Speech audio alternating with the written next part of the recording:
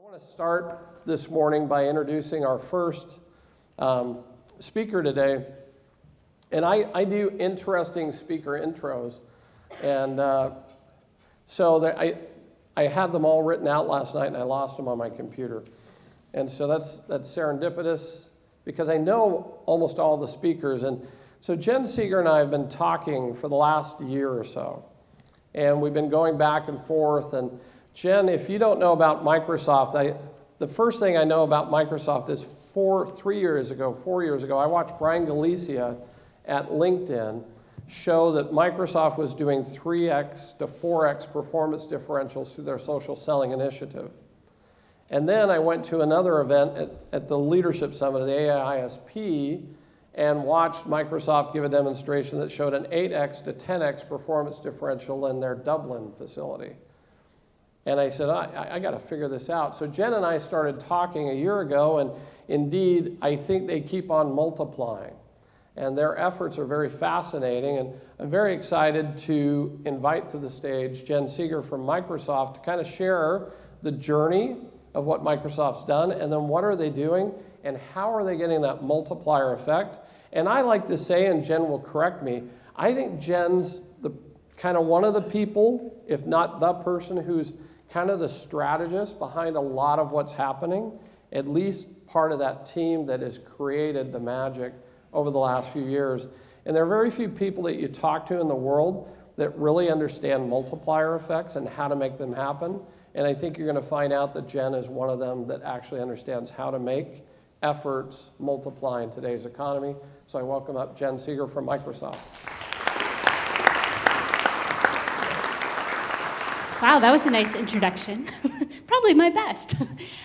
So thank you so much for having me today. I'm really excited to be here.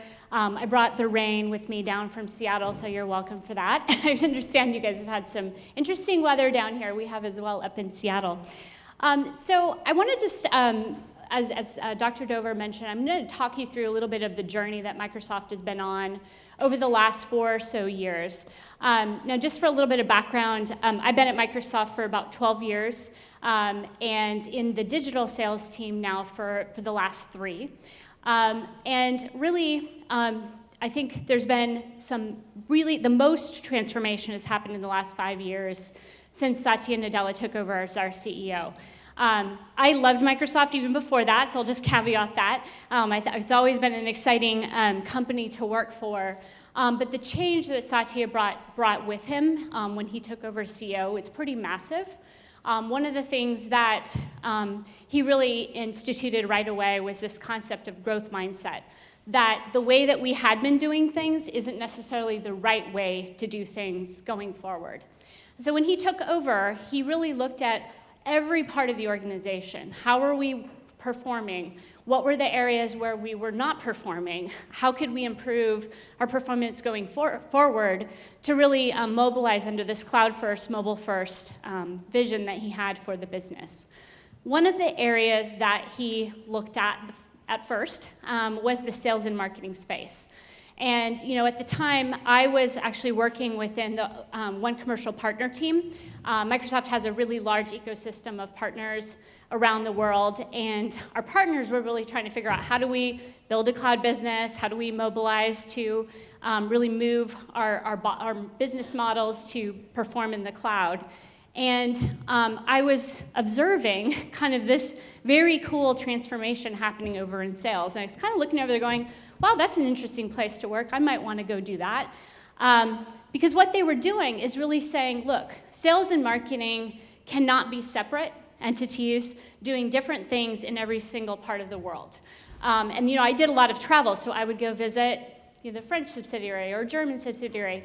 Everybody was doing everything very differently. So the sales team in France had a different blueprint, different roles, different ways of functioning than they did in Germany, than they did in Asia. And that was really inefficient for the company because we weren't sort of taking a one Microsoft approach. We weren't doing anything to aggregate all of the data about our customers to try to engage them when they really wanted to be engaged. So one of the first things that they did was they put together this aligned vision. They said sales and marketing are going to work together like an engine. I know that sounds crazy, having been in marketing my entire career before I came to Microsoft, and then spending a lot of my time at Microsoft actually in sales or marketing capacity. I know that it's really hard to get sales and marketing to work together and lock arms, and that's exactly what we did.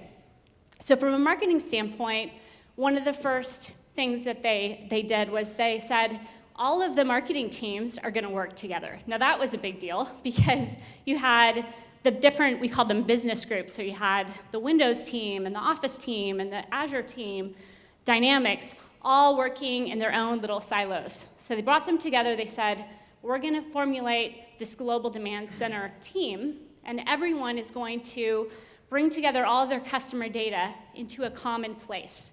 And that place is Marketo, not a huge surprise. And then we're going to capture all of the digital interactions of those customers in that central place. We're going to then tee up leads for sales when customers are ready to engage with them. So that was pretty revolutionary for us.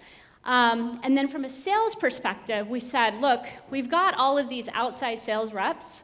It's a pretty high cost of sales model. Sometimes people had inside sales as well, but they tended to be, vendor-based tele-resources, all kind of, again, operating in different silos, often cold calling. And so they said, all right, we're going to bring in together, we're going to build these inside sales centers around the world. And I'll just show you a quick visual of where we have our centers today. So what we did is we built out centers. We hired a lot of folks. I think we hired in that first year about 2,000 individuals from around the world to operate out of our centers. You can see in Fargo, North Dakota is our North American center, our biggest center in North America. Out of that center, we operate our demand response team and some customer success as well. We have, I think, about 125 or so people there. Then our Las Colinas office is really a corporate sales focused office here in Texas. We focus on our managed customers out of that office. So we have account executives, SSPs, TSPs, those types of roles. Down in Costa Rica, we have our LATAM center. So we cover all of LATAM out of that office. Dublin, Ireland is our biggest center and really is our EMEA operations. I think we represent something like 40 different languages out of that center. So we've had to bring in people from all over EMEA to work there. It's actually, if you ever get an opportunity to visit that center, I think Dr. Dover has been out there. It is so cool. We just built this state-of-the-art, amazing facility out in Dublin. And it's just a cultural melting pot of people. It's so, so cool. And then we have in-country centers in Japan, India, and China. For tax reasons and whatnot, we had to operate in those countries. And then finally, in Sydney, we have our office that focuses on the Australian market as well as the remainder of APAC. So we built out those centers, and that first year was all about just getting people to work together, do the same job, understand how to sell Microsoft Cloud Services.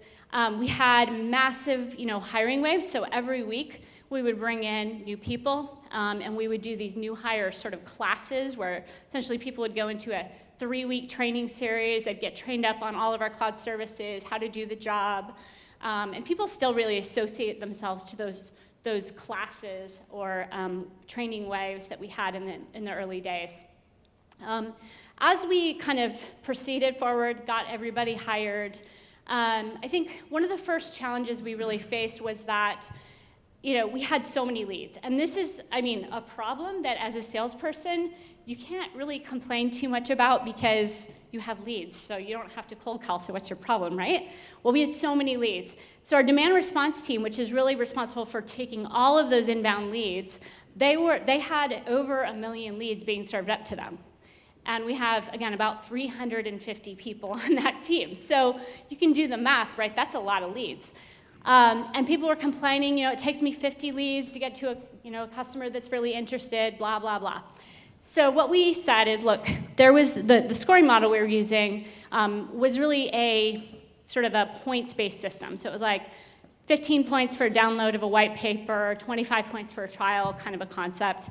You get to 50 points and boom, you're ready for sales. Not really. So what we did is we reached out to our Microsoft research team, which is a pretty cool group within Microsoft. And we said, look, we know about machine learning. Can you do something for us here? There's got to be a better way of doing this. And what they did is they built a model that they trained on all of the leads we'd already worked and what had turned into opportunities. And they looked at 200 different attributes of a lead. And then they built a model that predicted the likelihood of those leads moving on to an opportunity.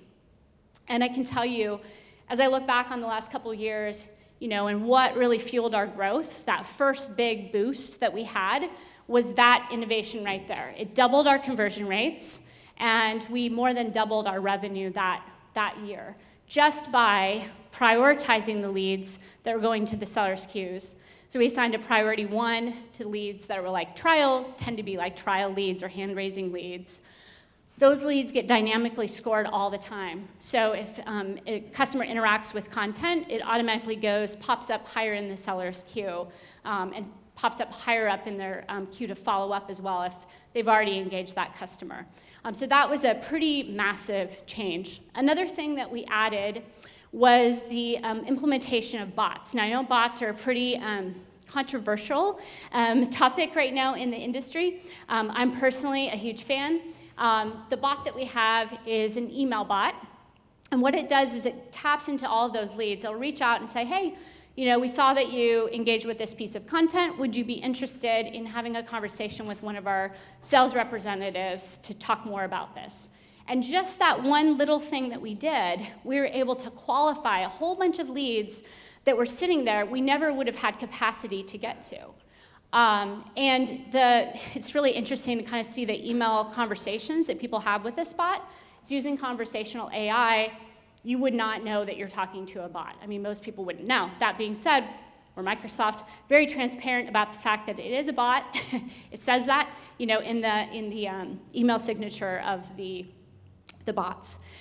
So that was another big innovation. Another thing that we're trying to do is really help our sellers to be more self-aware and fine-tune their craft. So obviously, our managers have a ratio of about 1 to 12, and so they don't have a lot of time to spend one-on-one or shadowing with every single member of their team. So we deployed a new solution this last year called Call Intelligence, and what it does is if a customer gives us permission to record their call, it is recorded, and then there's an AI model behind the scenes that analyzes that conversation.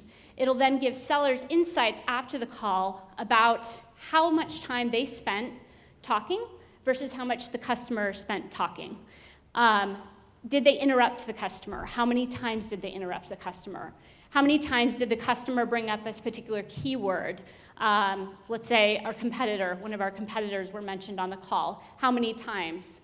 And was the conversation going negative when they had that conversation about the competitor or about our solution? And so a manager can actually review kind of an overview of what happened in the call, and they can hone straight into a part of the conversation if they want to and listen back. They can also see a transcript of that conversation. So this is an innovation where we started to build a little bit of a reputation for ourselves within Microsoft of being this cool team that's willing to try anything and try out new tech. And so that solution was built. It was actually in development, and we had gone to the product team and said, hey, we'll try it out.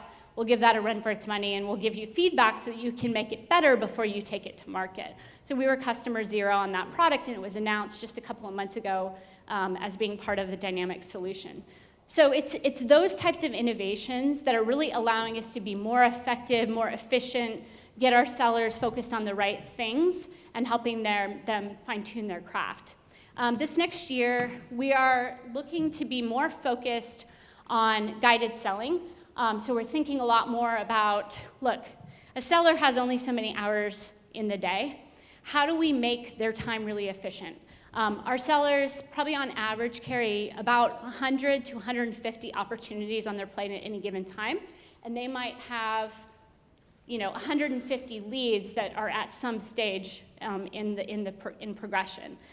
So they have a lot on their plate. And so we need to use tooling to kind of tell them the best thing for you to do right now, right this minute, is to call this customer because they just engaged with content or they recently interacted with content at 8 o'clock in the morning, so this might be a good time for you to talk to them. So those are the types of things that we're now working on within the team to be more efficient with our time.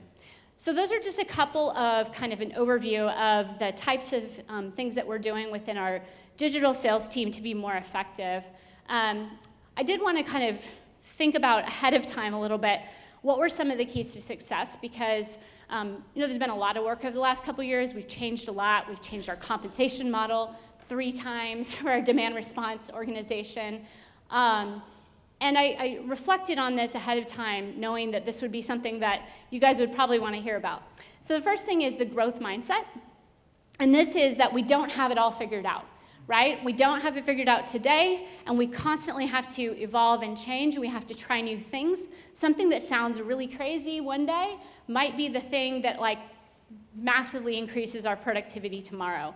So having that cultural change within Microsoft that allows us to say, it's okay to fail, some things are gonna work, some things are not, that's okay, has been, I think, a huge impact for us and was really the catalyst that allowed us to even start up the digital sales team at Microsoft. The second piece is the partnership between sales and marketing. Again, having come from a marketing profession for many years, I always felt like the sales team was asking me for tchotchkes, this was years ago, tchotchkes, or they wanted me to develop good leads for them, and then they would promptly do nothing with the leads I sent them. And it was always this age-old sort of struggle between sales and marketing. But I can tell you, at Microsoft, this would not have worked if we were not hand in hand with marketing. In fact, most of my role is actually reaching across and engaging directly with the CVP of marketing and her organization to build out the strategy. And so just last week, we were all hands on deck building a presentation for Amy Hood, who's our CFO, to get more resources within our demand response and customer success organization. It was like we're in the trenches together. We're building the strategy together. We have joint lines of accountability. So they have accountability for making sure that we have enough leads to work and for the conversion rate of those leads. And so they are actually holding even their marketers way upstream who are generating the paid media accountable to a conversion rate on those leads, which is pretty big deal, actually. So it's not just about volume of leads, it's about the quality and what happens down the stream. And then we, of course, have targets associated with wins, how many customer wins that we acquire, as well as what we call bookings, which is 12 months estimated revenue. Because the majority of the customers that we bring in through our engine are completely new customers to Microsoft. We engage in MBRs together, business reviews, every single month together. We talk openly about what's not working, and it's okay and it's a safe place to actually do that. Now, I can't tell you it's always 100% perfect because it isn't. But a part of the partnership is that it is okay to push each other to do better. So that has been really, really crucial. The third part is innovation. The continued innovation of the team. Every single year, every single month, we are coming up with new ideas and new strategies for how we take this business to the next level. We want to be able to double and triple our revenue again in the next couple of years, and I personally think it's possible with the same number of people. We just have to get really smart about the technology and the innovations that we're making. In fact, I just sat down with our CVP, Chris Weber, who leads the SMC business at Microsoft. That's a small, medium, and corporate business. And he was saying, look, if I had to make a $1 million investment next year, it would not be in more people, it would be in the innovation and the tech stack to make them more effective. Because we have a lot of people. People is not the problem. It's their time and how we make them more efficient. So that is kind of everything that I had prepared. I think Howard's gonna come up and we're just gonna have a little bit of a dialogue. I feel like this is always a risk because whenever we start talking, it's like a long conversation about all kinds of cool topics. So bring Howard up and we can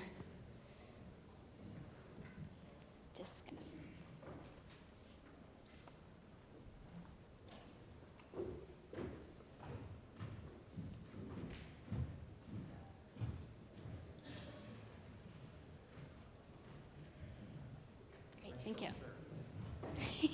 It's going to be a challenge. All For right. how short I was. So my job is to watch the clock. Okay. So we had a conversation a little bit ago, so I'm going to refer back to our notes. And so I first want to address this concept of the head count versus revenue. So can you help us kind of understand the story, say 2 years ago, 3 years ago? What's the head count differential and what's the performance differential? Sure. So let's see here, about 3 years ago, we got all of our original headcount. Okay. And we hired up over the course of that first year. And then really since then, we've probably only added maybe 15 people. Okay. So there's been some incremental small investments that we've made, but we haven't made massive changes in the headcount. It's really about making those people more efficient. Okay. Yeah, investing like I was talking So in then technology. let's talk about the revenue differential from 2 or 3 years ago. Where Sure. are we at today versus 3 years ago? Yeah, Or 2 years so ago? the first year, we were probably, let's see here, I'd say right now we are about 600% of where we started 3 years ago. So it's been a pretty massive increase. And I remember every year, I was actually responsible for setting the targets and thinking, there's no way we're going to be able to get to that revenue number. There's no way. And then sure enough, everyone would rise to the occasion and we would get there. So yeah, it's been a pretty impressive story. And the thing to keep in mind is that these are not, this business demand response I'm talking about specifically, which is these 350 individuals, they are building net new business every single year. So they don't have any recurring business. They actually do not get credit for any renewals. It's all new customers, new cloud acquisition that we're doing. So every year they start with 0. Now, obviously, they bring pipeline into the year from the former fiscal year, but they start with 0 wins, 0 bookings. So I did go to Dublin, I believe it was 2 years ago, and I remember Brian set it up so I could go and do a tour, and I think the most fascinating moment for me was actually interviewing the actual salespeople. And I said, what's it like to work here? Mm-hmm. And they said, I've never worked at a place that is literally trying as hard as they possibly can to help me make more money, and I feel it every day. And they also said that the site lead actually, this was interesting. I said, can you confirm the growth numbers? It was funny because he said, well, I'm not at liberty given, because I asked a question improperly. And he said, ask me a different way. I said, are you still increasing? And are you still having double-digit increases in performance? And he said, every 30 days. And I said, you're kidding me. And I said, no. He said, a KPI. And then he described to me, at least at his site, what he was authorized to do. And this kind of brings back this culture concept, which I want to come back to a little bit. He said, anybody in my organization can identify a challenge point. And they bring it to me, and then they sit down with, he said, I have actually engineers assigned to my team that literally fix sticky points. And they remove them. And he said, on average, between 2 weeks and 30 days, anything we identify is gone. And I said, how often is it? He said, this is continuous. Is that a fair description of the culture? Yeah, absolutely. I think we encourage people to come up not just with problems, but with ways to solve them. Okay. So as an example of this is we have an innovation council that kicked off actually in Dublin. And a team of inside sales representatives and a manager came together and said, hey, we've got lots of ideas about how we can make things better. But we're not just going to come up with these like complaining, sort of issues that we're having. We're going to try to put together a team to solve those issues as well. And so an example of this was we had an ISR who said, look, when we do research before we talk to a customer, we don't just call in cold, right? We get a lead, do research on LinkedIn, we look out to the consumption portals to understand what is the customer already using, what are they using, what is the customer license for, What did they buy in the past? What interactions have they had with us across marketing engagements and things of that nature. So they do 10, 15 minutes of research. That takes time if we expect every seller to work 15 leads a day, 250 leads a month, work 150 opportunities on top of that. And so they said, look, we feel like we need to bring it all together into one page.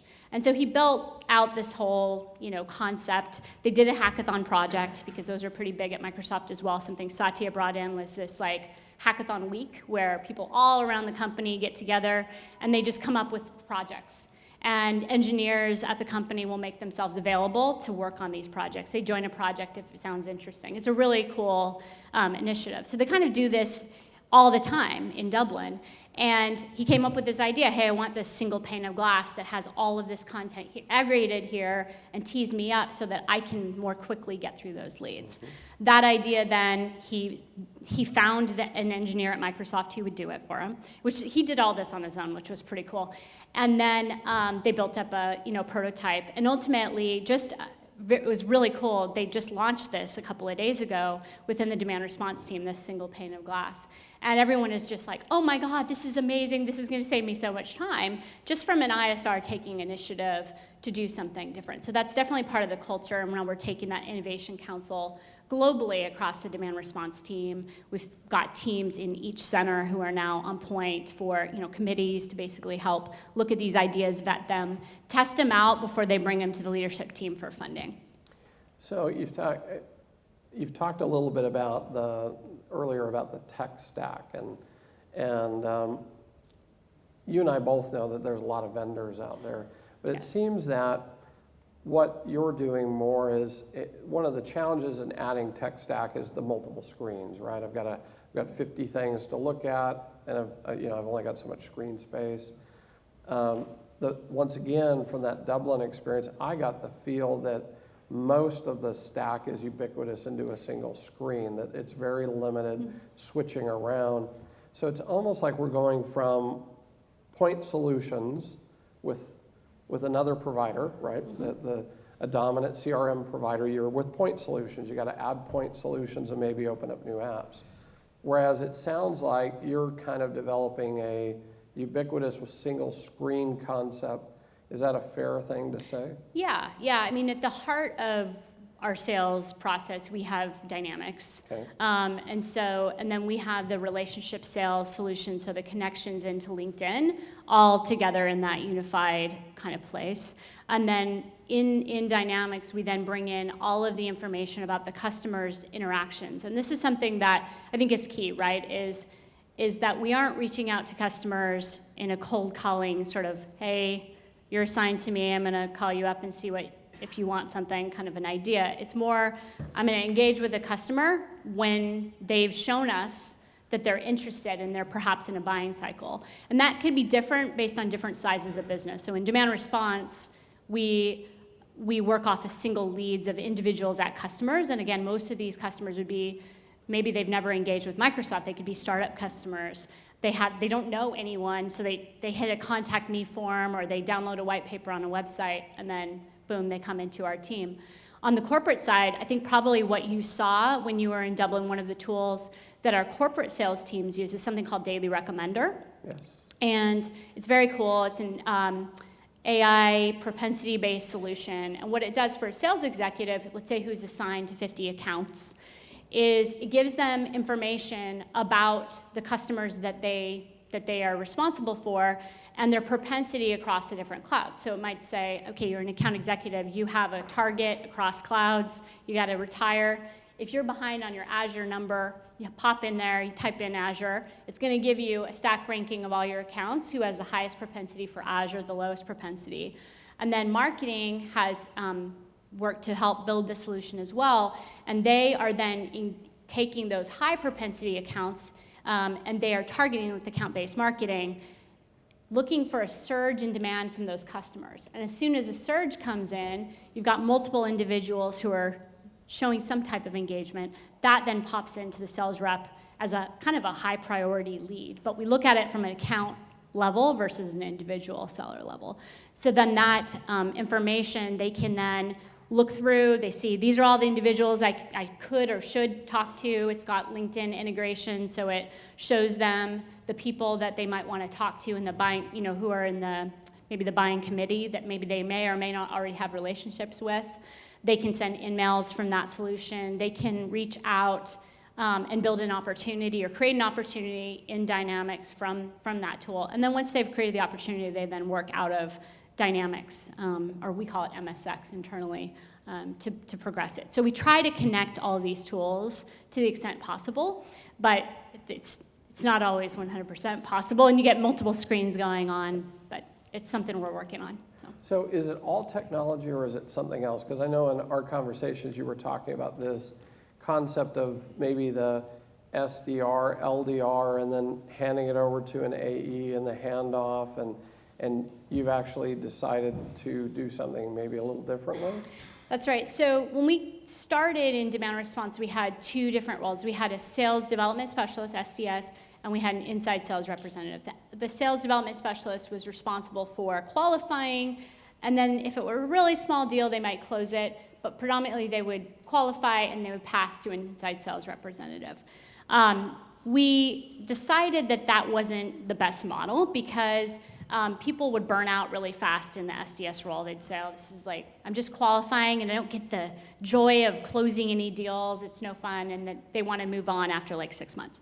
So we said, all right, let's have all of these inside sales, let's have all of them become inside sales representatives. So we made everyone have the exact same job of qualifying and closing, taking the deals through the sales cycle. They also work with partners as well. That we have a robust partner ecosystem at Microsoft. So a lot of customers don't have the tech capabilities internally to deploy, migrate, stand things up. So they will send to a partner as well, but they stay involved in a co-sell type capacity. So that transformation was a big deal because people felt more like this was a job they could stay in for a longer period of time. It was more rewarding. We moved their compensation model to more of an individual accountability as well, because they had this team concept that people don't love when you're in sales. It's like, I got that deal, I want to get credit for that deal. And so that model actually was another important lever, I think, in changing. So how long ago was that change made? So that change was made after the first year. So it's about 2 years ago that's been in And what do place. you think the effect was? Do you have a good feel for what the effect was? Yeah, I think. So I guess from a retention and a revenue perspective, what did you see? So from a retention perspective, I think the only downside of it was that people didn't feel like there was a step. Like they were taking a step, they missed that like little stepped promotion. But from a retention perspective, just the fact that we changed the model and we changed the compensation model at the same time to give them individual accountability dramatically helped our retention, because people felt like, okay, I can make money doing this. I'm responsible for my own destiny. If in the old world you happen to have a sales development specialist who wasn't very good at qualifying deals, you didn't have a lot of pipeline coming your way, so it's kind of annoying to you, right? In the new model, you're responsible for your own destiny, and I think that's been the biggest improvement, I think, in the sales model that we've deployed. So I know a lot of companies are moving into conversation intelligence. How long ago did you initiate? Do you feel you've really got all the value out, or do you think the value is coming in the future? I still think there's a lot of opportunity for the future. I think we're just getting started on that journey, capturing what's happening in the calls with the customers, how we can improve that. We've begun to more use it, like the first start of our process is using it for just improving call shadowing and coaching and increasing scale for our managers to be able to, if they want to at night, they can listen to these calls versus having to do it during the day, that kind of thing. I mean, they don't have to. Well, they're exercising right now. Yeah, exactly. Or listen to a few sales calls. Yeah, so I think sometimes it's just nice to have a quiet time where it's not all hectic to be able to review that information. But we haven't used it yet to its full extent in terms of aggregating what we're learning on those calls up into a higher level. That's the piece that I think is next for us on that piece of technology. So just to kind of ask you some follow-ups on that, right now there's a lot of conversation intelligence out there. Mm-hmm. A lot of it's straight voice to text, but not quite analyzing tone, not quite analyzing moments. Mm-hmm. Would you say you're you're more in the tone and moments and kind of integrating the different machine learning and AI capacities, or are you kind of still at the beginning of the journey and I think we're in the middle. I think that the technology, it does do the translation, or the translation, and then what it documents everything that was said. It is looking at the sort of tonality of the conversation. Okay. So did it go negative? Was it positive? What were the words that people were using? And you can analyze that data coming out of the call. And so, for example, what a manager might do is they'd see, okay, the conversation was flowing and then went negative. Okay. And then instead of listening to a full hour-long conversation or half-hour conversation, the manager can pop it open and go, oop, I'm going to zoom in right there and see what was the conversation when it went negative. And sometimes what you'll find is it wasn't that the seller was doing anything wrong. It was that the customer started on a tangent about how annoyed they were with the competitor, okay. Right? So it's a great tool to be able to, like, if you just have a little bit of time to give coaching, they can focus in on those moments. So I think we're moving along on that journey. How's your sales staff? Do they feel this is big brotherish, or do they feel it's part of the culture of just getting better? So I think it's been mixed. So in the beginning, you have some folks who get nervous about it, but the way that we landed it was, again, around this concept of growth mindset. Look, we can all improve. Every single person can improve at Microsoft, and our salespeople really want to be better, right? They want to tune their craft.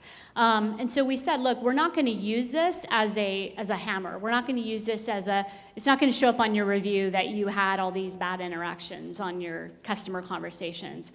We're going to use it to see, are you trying to improve? Are you making efforts to get better? And it gives them really useful information to do that. So I think, and I think that, again, goes back to the cultural change at Microsoft. This idea that you want feedback, and you get feedback from lots of places. We have a tool, we do, used to be annual connects, but now we do regular connections with our managers several times a year. At least 2 times a year you do kind of a review type thing, but it's not a formal review, it's like it's a moment to kind of say, okay, where am I? These are the things I was meant to accomplish. How am I doing across that journey? And then there's a mechanism to reach out and get feedback. And it used to be that your manager would push a button and say, I want to get feedback on Jen from these 5 individuals. And then I would never see the feedback from the people, and you would kind of rely on your manager to aggregate that or share it with you. The feedback now is transparent. So if you were to respond to the feedback and give me feedback on something, it's always structured, so it's like, give me positive, constructive, how could I have done better, what could I do to take it to the next level, and so I can see that feedback coming back from you, and so can my manager. But again, the culture is not to use that against people. It's more to say, this is how let's learn from this, you talk about it with your manager, and then you build a growth plan to get better. So let me do the normal question. In the last 30, or we can go 90 days, if you had a double-digit increase in a KPI, what is it and what do you think caused it? So in the last 3 months, so we started our fiscal year in July. Okay. And we made a change this year to move from compensating based on wins and bookings. Okay. Or sorry, wins last year. It was just 100% wins. So sellers, it was all about customer acquisition. And I think last year we did something like 56,000 wins on our team. And so then we said, look, but we really have to get to revenue, right? Because we were seeing a lot of really small wins. You'd get a win for $25 and be like, come on, really? Could you have only sell another seat of Office 365 to that customer? Let's go. So this little, we said, all right, we're moving to bookings. So it's 50% wins, 50% bookings. And that change has been massive for us. Our sellers are now closing much bigger deals. So we've seen a 30% increase in average deal size in the last 3 months just from making that change. And we just had one of our sellers close a $14 million deal. That's 1 year, 1 year revenue. And we were like, wow, that's amazing, right? It's our biggest deal we've ever closed in the team. And it's really because in the past, that $14 million deal, you would have gotten the same compensation as the $25 deal. Okay. And so we said, we need to give people the time and space to close these large opportunities, and we need more balance between customer acquisition and large opportunities with customers. So the last question I'm going to ask you is, obviously Microsoft has Dynamics. Yes. And there's a lot of functionality that you get to play with. Some of that's available commercially. Yes. And some of it is not available commercially. How much of what you're doing do you think will make it to the market? And what is out on the market? What do you see coming out on the market? And then, of course, there's things you can't tell us. So everything that we are using today is actually available in the market. There's some new things that are on the horizon that we're just in the beginning phases of evaluating or working on a plan to deploy. But the call intelligence is available. Relationship sales solution is available. Obviously, Dynamics, the core solution, is available. So the vast majority of everything is there. I think the only piece that's maybe a little bit different is our scoring model, and how we use the machine learning there. But there's kind of an earlier version of that is baked in. So interesting, because I know as I've been talking to people out there in the field, they've talked to me about the fact that they're getting glimpses into your organization about where Dynamics can take somebody. Yeah. And so I hope this was a good start of the day, because by the way, you'll see my presentation later, and one of the things that I will show is that one of the companies that's consistently performing at a high level is Microsoft. And so I'm grateful to have you here and to share some of the inside. I mean, how many of you would like a 600% increase in your performance in the next 3 years? Yeah, Chris isn't sure because he's not, you've got to quantify that, right? So thank you for coming. Yeah, of course. Thank you so much for having me. Really appreciate it.